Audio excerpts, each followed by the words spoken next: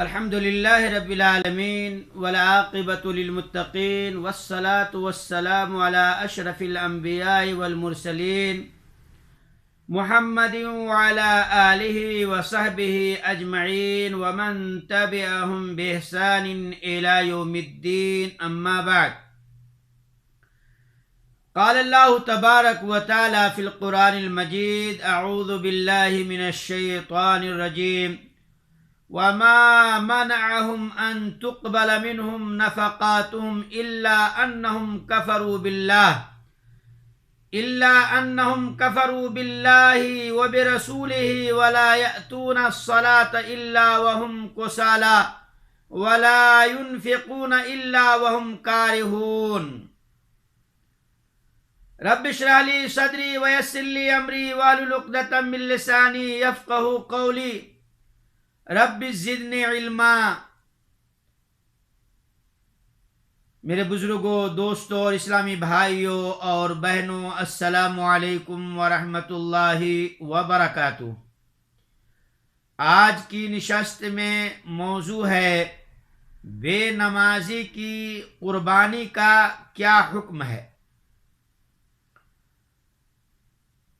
چنانچہ اس بنا پر بے نمازی کا کوئی بھی عمل اس کے لیے فائدہ مند نہیں ہے اور نہ ہی اس کے اعمال قبول کیے جاتے ہیں.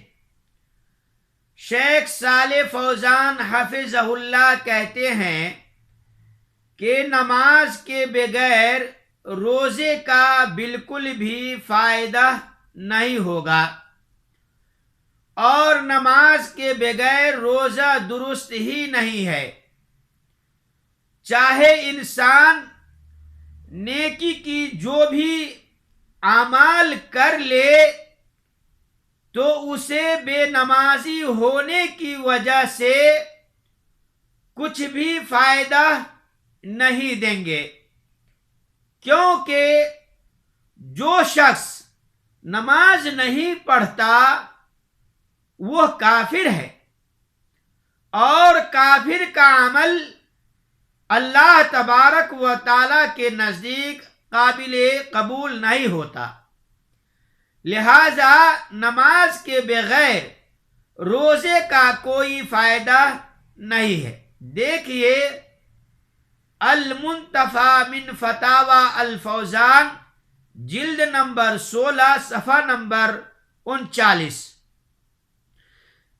میرے بزرگوں، دوستوں، اسلامی بھائیوں، شیخ ابن عثیمین رحمہ اللہ کہتے ہیں کہ جو شخص روزہ رکھتا ہے لیکن نماز نہیں پڑھتا تو اس سے روزہ قبول نہیں کیا جائے گا، کیونکہ وہ کافر اور مرتد ہے. اس کی زکوٰۃ، صدقات، کوئی بھی نیکی اللہ کے یہاں قبول نہیں کی جائے گی. جیسا کہ اللہ تبارک و تعالی سورہ التوبہ آیت نمبر 54 میں فرمایا: ان کے صدقات کی قبولیت کے سامنے صرف یہی بات آڑے آئی کہ انہوں نے اللہ اور رسول اللہ صلی اللہ علیہ وسلم کے ساتھ کفر کیا اور نمازوں کے لیے صرف سستی کرتے ہوئے آتے ہیں اور جب صدقہ دیتے ہیں تو ان کے دل تنگی محسوس کرتے ہیں. محترم ناظرین گرامی، تو اس آیت کریمہ سے پتہ یہ چلا کہ اگر کافر دوسروں پر خرچ کرنے کی کوشش کرے یا کوئی احسان کرے تو قابل قبول نہیں ہو سکتا ہے.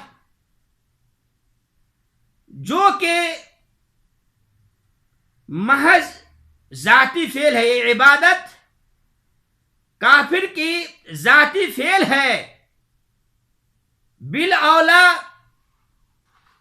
اللہ تبارک و تعالی کے یہاں بے نمازی کی نہ تو صدقات، نہ ان کی قربانی اور نہ ان کا روزہ اللہ کے یہاں قبول ہو سکتا ہے۔ اس بنا پر جو شخص روزے رکھتا ہے اور نماز نہیں پڑھتا تو وہ نعوذ باللہ کافر ہے۔ اس کے روزے اور دیگر تمام کی تمام عبادات باطل ہیں، قبول نہیں کی جائیں گی۔ دیکھیے فتاوی نور علی الدرب لابن عثیمین، جلد نمبر 32، صفحہ نمبر 124۔ چنانچہ اگر تارک نماز یعنی نماز کو چھوڑنے والا قربانی کرنا چاہتا ہے تو اس پر ضروری ہے کہ پہلے نمازیں ترک کرنے سے توبہ کرے، اور اگر وہ اپنی روش پر، اپنی ضد پر ڈٹا رہتا ہے تو اسے اپنی قربانی پر ثواب نہیں ملے گا اور نہ ہی قبول ہوگی، اور اگر اس نے خود اپنے ہاتھ سے قربانی ذبح کی تو مردار ہوگی، جسے کھانا بھی مسلمانوں کے لیے جائز نہیں ہے، کیونکہ مرتد کا ذبیحہ مردار اور حرام ہے۔ شیخ ابن عثیمین رحمہ اللہ کہتے ہیں کہ جو شخص نماز نہیں پڑھتا اس کے ہاتھ کا ذبیحہ کیا ہوا جانور نہیں کھایا جائے گا۔ اس کی کیا وجہ ہے؟ اس لیے کہ یہ حرام ہے۔ کیوں؟ اس لیے کہ مسلمان تو ہے، کلمہ گو ہے، لیکن نماز نہیں پڑھتا ہے۔ اور اگر یہودی یا عیسائی جانور ذبح کر دے تو وہ ہمارے لیے حلال ہے۔ تو اس طرح سے نعوذ باللہ بے نمازی کے ہاتھ کا ذبیحہ جائز نہیں ہے، لیکن یہودی اور عیسائی کے ذبیحہ سے بھی زیادہ خبیث ہے۔ اس لیے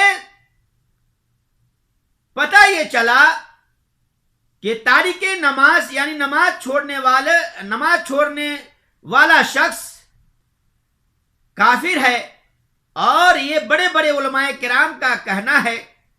اس لیے ان کے ہاتھ کا ذبیحہ کھانا جائز نہیں ہے۔ دیکھیے مجموع فتاوی و رسائل ابن عثیمین، جلد نمبر 12، صفحہ نمبر 45۔ حقیقت اللہ عالم بالصواب۔ اللہ تعالی ہم تمام مسلمان بھائیوں کو اور بہنوں کو پنجگانہ نمازی بنائے اور تمام شر سے محفوظ رکھے، آمین۔ وصلی اللہ علی نبینا محمد، والسلام علیکم ورحمۃ اللہ وبرکاتہ۔